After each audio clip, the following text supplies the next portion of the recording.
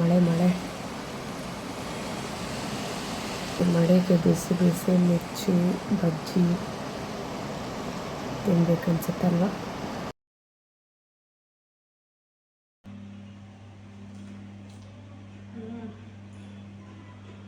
ಸಖತ್ತಾಗಿದೆ, ಕ್ರಿಸ್ಪಿ ಇದೆ. ಹಲೋ ನಮಸ್ತೆ ಎಲ್ಲರಿಗೂ, welcome back to Kaveri Srinath Kaveri talks ವ್ಲಾಗ್ಸ್ಗೆ. ಇವತ್ತು ಏನು ಸ್ಪೆಷಲ್ ಗೊತ್ತಾ? ಹಸ್ಬೆಂಡ್ ಹತ್ರ ಕೇಳ್ತೀನಿ ಬನ್ನಿ, ಮಿರ್ಚಿ ಮಾಡಿಕೊಡಿ ಅಂತ. ಮಾಡಿಕೊಡ್ತಾರ ಅಂತೇಳಿ, ತುಂಬ ಚೆನ್ನಾಗಿ ಮಾಡ್ತಾರೆ ಅವರು. ಏನು ಮಾಡ್ತಿದ್ದೀರಾ? ಸೊ ಬರ್ತಾ ಇದೆ ಅಲ್ಲ, ಸೊ ಮಿರ್ಚಿ ಮಾಡಿಕೊಡ್ತೀರಾ? ಮಿರ್ಚಿ ಬಜ್ಜಿ. ಹಾಂ, ದಾವಣಗೆರೆ ರೆಸಿಪಿ.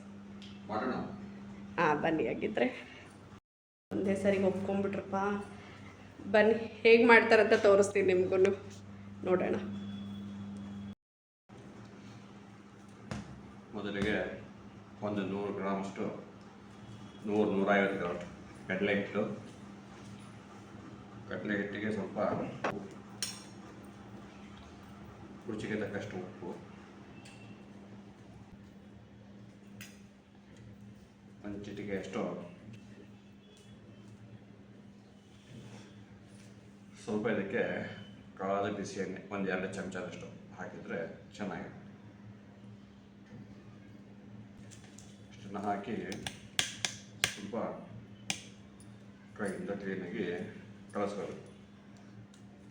ಎಣ್ಣೆ ಬಿಸಿ ಇರುತ್ತೆ, ಕೈ ಸ್ವಲ್ಪ ಹುಷಾರಾಗಿ ನೋಡಿ ಕಳಿಸ್ಬೇಕು. ಹೇಳ್ತಾ ಇರೋದು ನಮಗೆ ಒಂದು 10-12 ಮಿರ್ಚಿ ಮಾಡಲಿಕ್ಕೆ ಆಗಷ್ಟು. ನಿಮಗೆ ಜಾಸ್ತಿ ಬೇಕಿದ್ರೆ ಹಿಟ್ಟನ್ನು ಜಾಸ್ತಿ ಸೇರಿಸಿ, ಎಣ್ಣೆ ಎಲ್ಲ ಹಿಟ್ಟಿಗೆ ಕ್ಲೀನ್ ಅಥವಾ ಎಣ್ಣೆ ಕಲಿಸ್ಬೇಕು. ನೋಡಿ, ಈ ಥರ ಕ್ಲೀನಾಗಿ ಕಲಿಸಿದ್ರೆ ಅದರಲ್ಲಿ ಗಂಟೆಲ್ಲ ಇರಬಾರ್ದು. ಏನಿರಬಾರ್ದು. ಮತ್ತು ಕ್ಲೀನಾಗಿ ಇದನ್ನು ಮಿಕ್ಸ್ ಮಾಡಬೇಕು.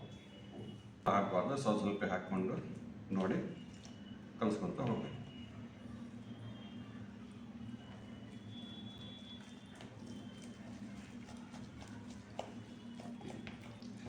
ಗಂಟು ಇರದೆ ಹಾಗೆ ಕ್ಲೀನಾಗಿ ಇದನ್ನು ಸ್ವಲ್ಪ ಒತ್ತಿ ಈ ಥರ ಮಿಕ್ಸ್ ಮಾಡೋದು.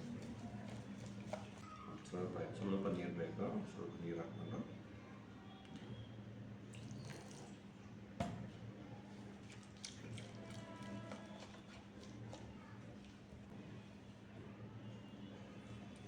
ಈ ಥರ ಬರಬೇಕು.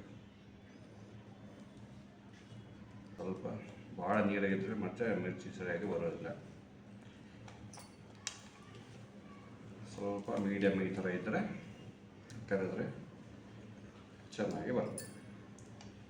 ಆದರೆ ಗಂಟೆ ಇರಲಿಲ್ದಾಗ ನೋಡ್ಕೋಬೇಕು. ಹಿಟ್ಟನ್ನ ಕ್ಲೀನಾಗಿ ಕಲಿಸ್ಬೇಕು. ಇಷ್ಟು ಹಿಟ್ಟು ಒಂದು 8-10 ಮಿರ್ಚಿ ಮಾಡಲಿಕ್ಕೆ ಸಾಕಾಗುತ್ತೆ. ಸ್ವಲ್ಪ ಹೊತ್ತು ನೆನಿಬೇಕಾ ಹಿಟ್ಟು? ಹಾಗೇನೆ ಡೈರೆಕ್ಟ್ 10 ನಿಮಿಷ ನೆನಿಬೇಕು. ಇದನ್ನೆಲ್ಲ ಆದಮೇಲೆ ಮೆಣಸಿನಕಾಯಿನ ಕಟ್ ಮಾಡಿಕೊಂಡು ಅಲ್ಲಿ ಎಣ್ಣೆನ ಕಾಯಲಿಕ್ಕೆ ಇಡಬೇಕು. ಒಳಗಡೆಯಿಂದ ಸಾಫ್ಟ್, ಹೊರಗಡೆಯಿಂದ ಕ್ರಿಸ್ಪಿ. ಅಂದ್ರೆ ನೀವು ತಿನ್ನೋದನ್ನೇ ಚೆನ್ನಾಗಿರ್ತಾರೆ, ಬಿಸಿ ಇರ್ತಾರೆ. ಹೌದು. ಈಗ ಇದನ್ನ ಒಂದು 10 ನಿಮಿಷ ಮುಚ್ಚಿಟ್ಬಿಟ್ರೆ ಹಿಟ್ಟು ಚೆನ್ನಾಗಿ ನೆನೆಯುತ್ತೆ. ಈಗ ನಾವು ನೆಕ್ಸ್ಟ್ ಮೆಣಸಿನಕಾಯಿನ ಈಗ ಈ ಥರದ್ದು ಸ್ವಲ್ಪ ದಪ್ಪದ ಮೆಣಸಿನಕಾಯಿ ಸಿಕ್ಕರೆ ಒಳ್ಳೆಯದು. ಊರ ಕಡೆಗೆಲ್ಲ ದಾವಣಗೆರೆ ಹರಿಯಾಣಲ್ಲೆಲ್ಲ ಆದರೆ ಮೆಣಸಿನಕಾಯಿ ಅಂತ ಸಿಗುತ್ತೆ. ನಮ್ಮ ಬಾಂಬೆಯಲ್ಲಿ ಆ ಥರ ಸಿಗಲಿಲ್ಲ. ಹೀಗಾಗಿ ಇದ್ದಿದ್ರೆ ಸ್ವಲ್ಪ ದಪ್ಪನೆ ಮೆಣಸಿನಕಾಯಿನ ತೊಗೊಂಡಿದ್ದೀವಿ. ನೋಡಿ, ಇದನ್ನು ಏನಿಲ್ಲ, ಈ ಥರ ಸ್ವಲ್ಪ ತುಂಬನ್ನು ಹೀಗೆ ಮುರಿಬೇಕು. ಕಟ್ ಮಾಡಿದ್ರೆ ಬರ್ತದೆ, ಕೈಯಿಂದ ಅಥವಾ ಚಾಕಿಂದ ಕಟ್ ಮಾಡಿದ್ರೆ ಬರುತ್ತೆ. ನೋಡಿ,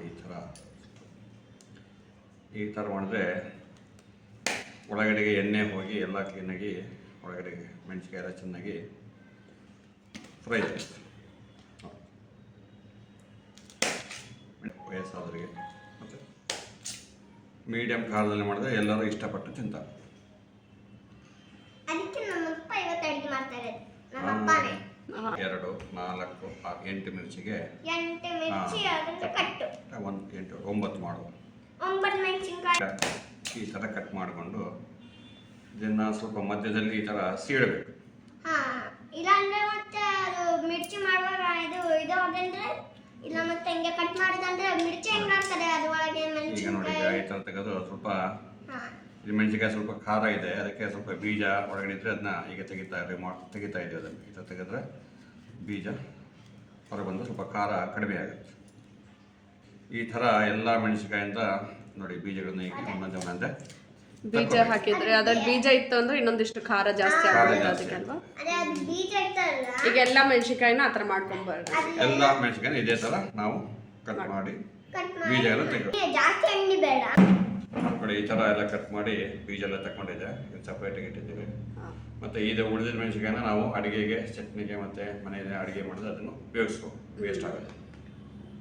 ಈಗ ಎಣ್ಣೆ ಕಾಯಿ ಇಡೋಣಂತೆ. ಎಣ್ಣೆ ಬಿಸಿ ಆಗ್ತಾ ಇದೆ, ಈಗ ಆನ್ ಮಾಡಿ ಇಟ್ಟಿದ್ದೀನಿ. ಈಗ ಬಿಸಿ ಆಗ್ಬೇಕು, ಚೆನ್ನಾಗಿ ಎಣ್ಣೆ ಕಾಯ್ತು ಅಂದರೆ ಮಿರ್ಚಿ ಮಸ್ತಾಗಿ ಬರುತ್ತೆ.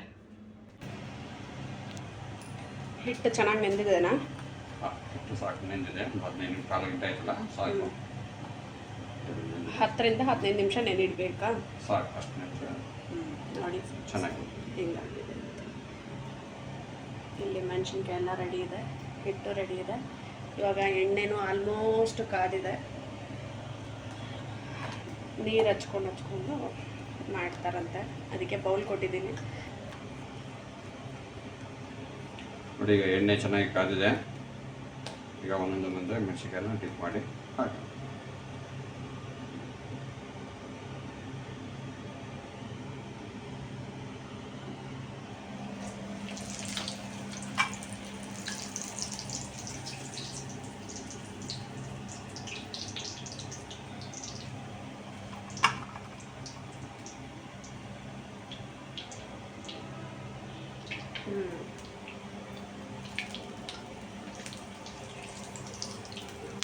ನೋಡಿ ಯಾರಿಗೆಲ್ಲ ಮಿರ್ಚಿ ಬಜ್ಜಿ ಇಷ್ಟ ಅಂತ ಕಮೆಂಟ್ ಮಾಡಿ ನನಗೆ, ಆಯ್ತಾ? ಯಾರಿಗೆಲ್ಲ ತುಂಬಾ ಇಷ್ಟ ಆಗುತ್ತೆ ಅಂತ ಹೇಳಿ. ಭಾಳ ಚೆನ್ನಾಗಿ ಬಂದಿದೆ ನೋಡಿ, ಆ್ಯಕ್ಚುಲಿ ವೆರಿ ನೈಸ್.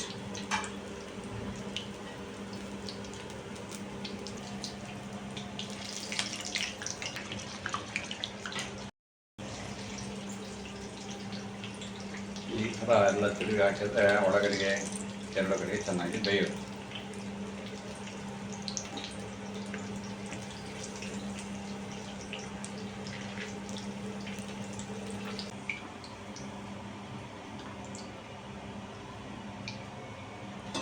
ಈಗ ಫಸ್ಟ್ ಕರ್ಕೊಂಡಿರೋದನ್ನ ಮತ್ತೆ ಎಣ್ಣೆನಲ್ಲಿ ಹಾಕೊಳ್ತಾ ಇದ್ದೀನಿ. 2 ಸತಿ ಫ್ರೈ ಮಾಡಬೇಕಂತೆ, ಚೆನ್ನಾಗಾಗುತ್ತೆ ಅಂತ ಹೇಳಿ. ಕ್ರಿಸ್ಪಿ ಆಗಿರುತ್ತೆ ಅಂತ ಮಾಡೋದು ಹಾಗೆ. ಮತ್ತೆ ಒಂದು ಎಣ್ಣೆ ಕಾದಿರ್ತಲ್ಲ, ಅವಾಗ ಬೇಗ ಕೆಂಪಾಗಿಬಿಡುತ್ತೆ, ಒಳಗಡೆಗೆ ಫುಲ್ಲಾಗಿ ಬೆಂದಿರೋದಿಲ್ಲ. ಹೀಗಾಗಿ 2ನೇ ಸಲ ಹಾಕಿದ್ರೆ ಏನಾಗಿರುತ್ತೆ.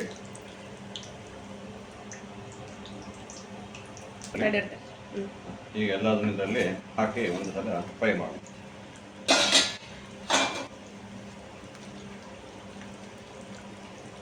ಇದೆಲ್ಲ ಚೆನ್ನಾಗಿ ಬೆಂದಿರುತ್ತೆ.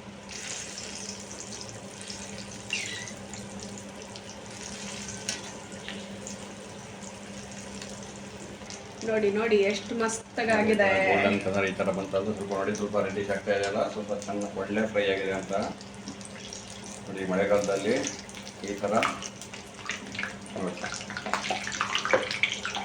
ಮಿಕ್ಸಿ ಮಾಡ್ಕೊಂಡು ತಿಂದರೆ ಒಳ್ಳೆ ಮಳೆ ಮತ್ತು ಚಳಿಗಾಲದಲ್ಲಿ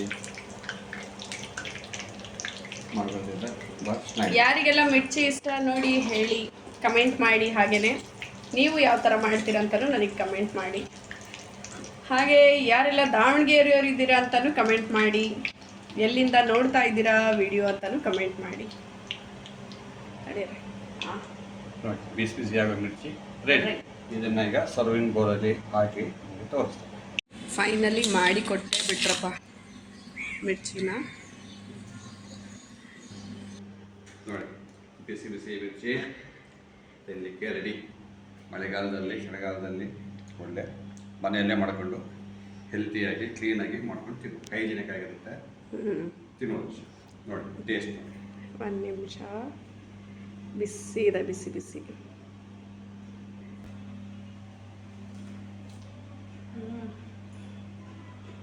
ಸಖತ್ತಾಗಿದೆ, ಕ್ರಿಸ್ಪಿ ಇದೆ, ಟೇಸ್ಟ್ ಉಪ್ಪು ಖಾರ ಅದೆಲ್ಲನೂ ಮಸ್ತಾಗಿದೆ. ಫುಲ್ ಖಾರನೂ ಇಲ್ಲ ಮತ್ತು ಸಪ್ಪಗೂ ಇಲ್ಲ, ಚೆನ್ನಾಗಿದೆ ಮಾತ್ರ. Thank you so much. Thank you for watching. Bye bye.